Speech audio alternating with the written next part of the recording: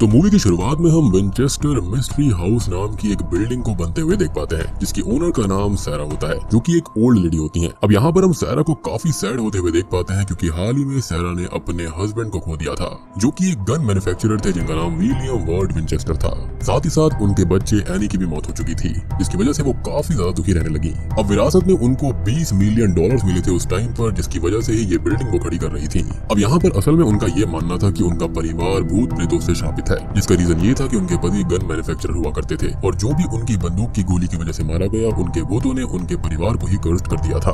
और इसलिए ही इस घर का निर्माण करा गया, जिसका नाम विंचेस्टर मिस्ट्री हाउस था, जो कि बहुत ही बड़ा और नेवर एंडिंग मेंशन है। और ये जो घर है वो हमेशा कॉन्स्टेंटली कंस्ट्रक्शन में रहता है, और इसको संभालती है सैरा की भतीजी मैरियन मैरियट, जो कि अपने बेटे हेनरी के साथ वहाँ पर रहती है।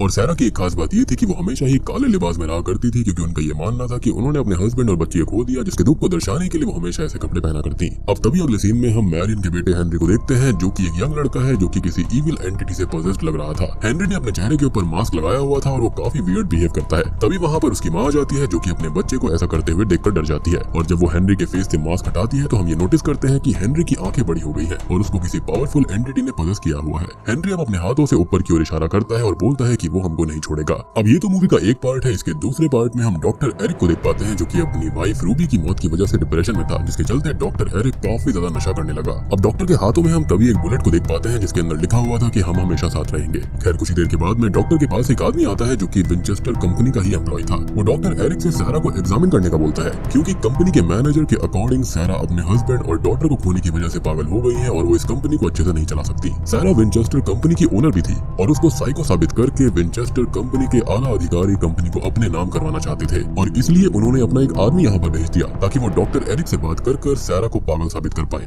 वो आदमी अब डॉक्टर एरिक को पैसों का लालच देता है, जिस वजह से डॉक्टर भी इस काम को करने के लिए राजी हो जाता है। खैर अब इसके बाद में डॉक्टर एरिक विंचेस्टर हाउस में जाते हैं, जहाँ पर उसकी मुलाकात मैरियन से होती है, जहाँ पर वो उसको उसका रूम दिखाती है। अब काफी रात हो जाने की वजह से डॉक्टर एरिक अपने रूम में सो रहे होते हैं कि तभी उसको किसी के होने का वहाँ पर एहसास होता है। पहले तो वो समझता है कि ड्रग्स के ओवरडोज की वजह से उसको हेलुसिनेशंस हो रहे हैं। जी हाँ, वो यहाँ पर एक ड्रग्स लिया करता था सोने के लिए, लेकिन जब काफी देर तक भी सब कुछ नॉर्मल नहीं होता तो डॉक्टर काफी घबरा जाता है। उसे बेसमेंट से किसी की आवाज आती है, जिसको चेक करने के लिए वो नीचे जाते हैं, जहाँ पर वो सैरा विंचेस्टर को एक बॉक्स ओपन करते हुए देखते हैं। सैरा को एरिक की मौजूदगी का एहसास हो जाता है, जिसको देखते हुए डॉक्टर एरिक एक रूम के अंदर खुद को लॉक कर लेता है। लेकिन उस रूम के अंदर एक एंटिटी मौजूद होती है, जो कि डॉक्टर एरिक पर अटैक कर देती है, लेकिन सही समय पर वो रूम का गेट खोलकर बाहर आ जाते हैं। अब डॉक्टर अपनी जान बचाते हुए विंचेस्टर हाउस के बाहर आते हैं, जहाँ पर वो हेनरी को देखते हैं, जिसके फेस पर वही मास्क लगा हुआ था जो कि शुरुआत में था। और देखते ही देखते हेनरी छत से नीचे कूद जाता है, लेकिन डॉक्टर एरिक उसे पकड़कर हेनरी की जान बचा लेते हैं। और यहाँ पर हमको ये पता चलता है कि जिस इविल एंटिटी ने हेनरी को भी मारने की कोशिश करी है, वो वास्तव में वही एंटिटी है जिसने सैरा के हस्बैंड और उसकी डॉटर को मारा था। और इस इविल एंटिटी ने ऐसा क्यों किया, इस चीज का रीजन हम थोड़ी देर में जान पाएंगे, पर फिलहाल के लिए वो इविल सैरा की पूरी फैमिली को खत्म करना चाहता है। अगली सुबह डॉक्टर एरिक सैरा के पास होते हैं, जहाँ पर वो सैरा से कुछ क्वेश्चंस पूछ रहे थे। और यहाँ पर सैरा एरिक से कहती है कि वो पागल नहीं है, वो बस इविल पावर्स को फील कर सकती है, उनकी मौजूदगी का एहसास उनको होता है। अब उसी रात जब एरिक विंचेस्टर हाउस को एक्सप्लोर कर रहे होते हैं, तभी वो सैरा को एक सीक्रेट रूम में देखते हैं, जहाँ पर वो अपने फेस को ऊपर करके एक ड्राइंग बना रही थी। उनका ऐसा करना काफी वियर्ड था, जिसको देखकर एरिक घबरा जाता है। और देखते ही देखते उस रूम की सभी कैंडल्स बुझ जाती हैं और एक इविल एंटिटी एरिक को हॉन्ट करने लगती है। अब अगली सुबह एरिक सैरा से रात के हादसे के बारे में पूछता है, जिसके जवाब में सैरा उसको ये बताती है कि इविल एंटिटीज उससे ये सब करवाती हैं। वो इविल एंटिटीज असल में सैरा से उसी रूम का रेप्लिकेट बनवाती है, जिसके अंदर वो मारी गई थी।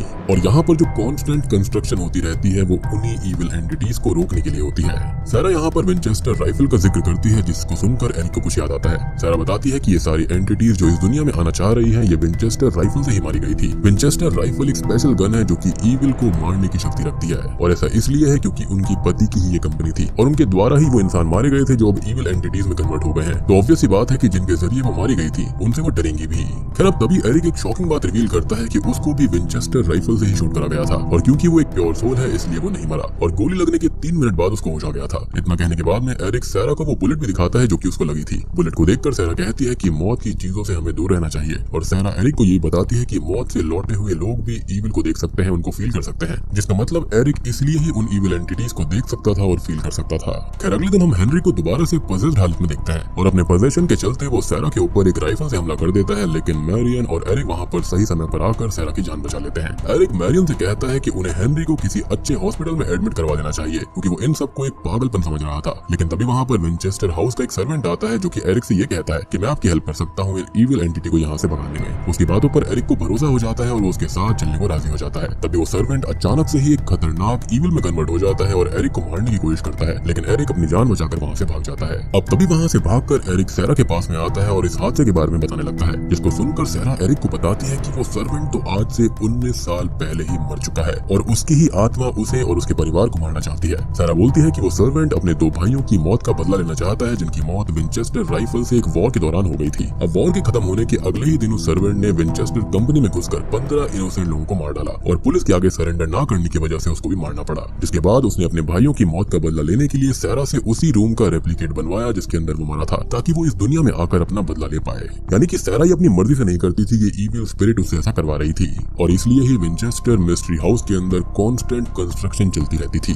ऑब्वियस बात है, ईविल एंटिटी को रहने के लिए एक जगह चाहिए और अपनी परमिशन के बिना, यानी कि इंसानों की परमिशन के बिना वो यहाँ पर रह नहीं सकती। खैर सैरा और एरिक बात कर ही रहे होते हैं कि तभी वो ईविल सर्वेंट वहाँ पर अर्थक्वेक ला देता है, जिसके चलते बहुत से लोग मारे जाते हैं। एरिक को वापस से अब हेलुसिनेशंस होने लगते हैं और इस बार वो अपने सामने अपनी वाइफ को देखता है जो कि विंचेस्टर राइफल पकड़ी हुई थी। एरिक की वाइफ रूबी उसको कह रही होती है कि वो ईविल को फील करती है, जिसके चलते उसे बहुत डर लगता है और एरिक अपनी वाइफ की इन बातों को सच नहीं समझता था, जिसके चलते रूबी डिप्रेशन में चली गई थी और उसी ने गलती से एरिक के ऊपर विंचेस्टर गन से शूट कर दिया था, जिसके बाद एरिक वहीं गिर गया। रूबी समझती है कि उसने अपने ही हाथों से अपने हस्बैंड को मार दिया है, जिसकी वजह से उसको बहुत गिल्टी फील होता है और वो खुद को ही खत्म कर लेती है, यानी कि सेम गोली से। जिसके बाद रूबी मारी जाती है, लेकिन एरिक जो होता है वो एकदम से स्नैप करता है और 3 मिनट के बाद में उसको दोबारा होश आ जाता है, यानी कि वो जिंदा हो गया था। जिसके बाद में एरिक अपनी वाइफ की सोल को अपने पास खड़ा हुआ देखता है, जिसके साथ में वो 15 सोल्स भी थी जिसको सर्वेंट ने मार दिया था और ये सारी सोल्स एरिक को भी दिखाई देती हैं और सभी एरिक से जस्टिस मांगती हैं। खैर इन सब के दौरान दूसरी साइड में हम मैरियन को देखते हैं जो कि हेनरी को ढूंढ रही थी, क्योंकि हेनरी अपने रूम के अंदर नहीं था। वहीं दूसरी तरफ एरिक विंचेस्टर गन उठाकर सैरा के रूम में जाता है, जहाँ पर वो उस डिमोनिक एंटिटी या फिर उस सर्वेंट को विंचेस्टर गन से ही शूट करके मार देता है,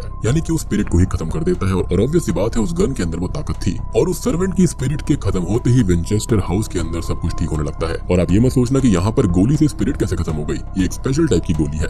जिस गोली से उस सर्वेंट की मौत हुई थी, उसी गोली से अब उसकी स्पिरिट भी खत्म हुई। और सबसे बड़ी बात यह है कि यहाँ पर ये सब सैरा ने एक मीडियम के कहने पे किया था और शायद से उस मीडियम ने यहाँ पर इन गोलियों के अंदर कोई ना कोई तंत्र मंत्र फूंक दिया होगा, इसके चलते ऐसा हुआ। खैर अब तभी मैरियन को हेनरी मिल जाता है और हेनरी भी अब नॉर्मल हो गया था। अब इतना सब होने के बाद में हम एरिक को देख पाते हैं जो कि एक एप्लीकेशन में ये लिखता है कि सैरा बिल्कुल नॉर्मल है और वही विंचेस्टर हाउस और कंपनी की रियल ओनर रहेंगी। अब इसके बाद में हम सैरा को देख पाते हैं जो कि ये अनाउंस करती है कि यहाँ पर और आत्माओं के रहने के लिए, जो कि पीसफुल आत्मा है, उनको यहाँ पर रहने के लिए और रूम्स बनवाने की जरूरत है, क्योंकि सैरा का ये मानना था कि वॉर के अंदर जितने भी लोग मारे गए थे वो उनके पति की गन की और बुलेट की वजह से मारे गए, तो उन सभी स्पिरिट्स का यहाँ पर रहना गलत नहीं होगा। अब घर को फिर से रिपेयर करा जा रहा था, लेकिन खैर अब कैमरा तभी टर्न करता है रूम्स की तरफ, जहाँ पर हम ये देख पाते हैं कि एक नेल होती है, यानी कि कील होती है, वो उस रूम से बाहर निकल रही होती है, क्योंकि इस घर के अंदर हर रूम के अंदर आत्माओं को कैद रखने के लिए 13 कील गाड़ी जाती है और ऐसा उस मीडियम ने बताया था, क्योंकि ऑब्वियस ही बात है कि अगर यहाँ पर स्पिरिट्स अंदर रहेंगी तो वो कभी भी बाहर भी निकल सकती हैं। तो सैरा यहाँ पर ये करती थी कि जब भी ये इविल स्पिरिट्स या फिर नॉर्मल स्पिरिट उसको पजेस करके उसी के रूम का वो कराती थी, यानी कि उसकी ड्राइंग बनवाती थी, तो वैसा ही वो रूम प्रिपेयर करती, उसके अंदर वो स्पिरिट जैसे ही एंटर करती थी वहाँ पर वो 13 कीलें बाहर ठोक दिया करती, जिससे कि वो स्पिरिट वहीं पर पीसफुली रहे और बाहर ना आ पाए।